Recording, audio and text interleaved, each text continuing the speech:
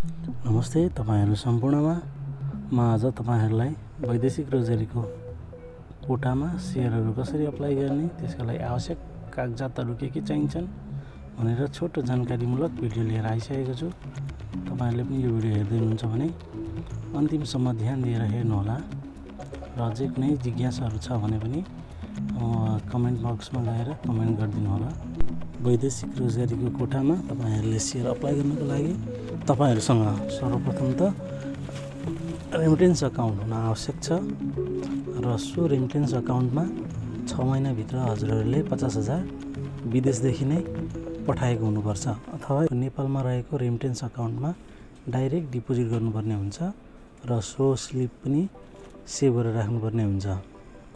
तत्पश्चात त्यो रेमिटेन्स अकाउन्टबाट हजुरले डिम्याट अकाउन्ट, मेरो शेयर, त्यस्तै सीआरएन नम्बर पनि लिनुपर्ने हुन्छ। मेरो शेयर र सीआरएन नम्बर भएपछि तपाईहरुले अनलाइन मार्फतै शेयरहरु खुलेको अवस्थामा अप्लाई गर्न सक्नुहुन्छ। सुरुमा बुझौं रेमिटेन्स अकाउन्ट खोल्नको लागि आवश्यक डकुमेन्टहरु के हुन्।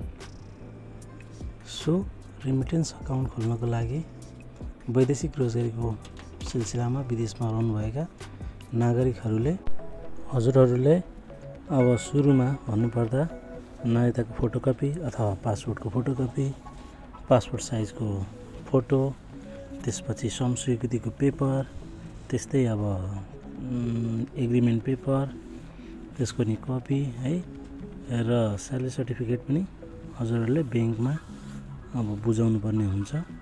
सो बुझाए पश्चात हजुरहरुको रेमिटेन्स अकाउन्ट आउँछ। तत्पश्चात चाहिँ हजुरहरुले डिम्याट, मेरो शेयर र सीआरएन नम्बर ब्याङ्क थ्रुबाट लिन सक्नुहुन्छ। त्यो लिएपछि हजुरहरुले चाहिँ कुनै पनि कम्पनीहरुले वैदेशिक रोजगारीको कोटामा अब शेयरहरु खुलाउँदैछन् भने भर्न सक्नुहुन्छ।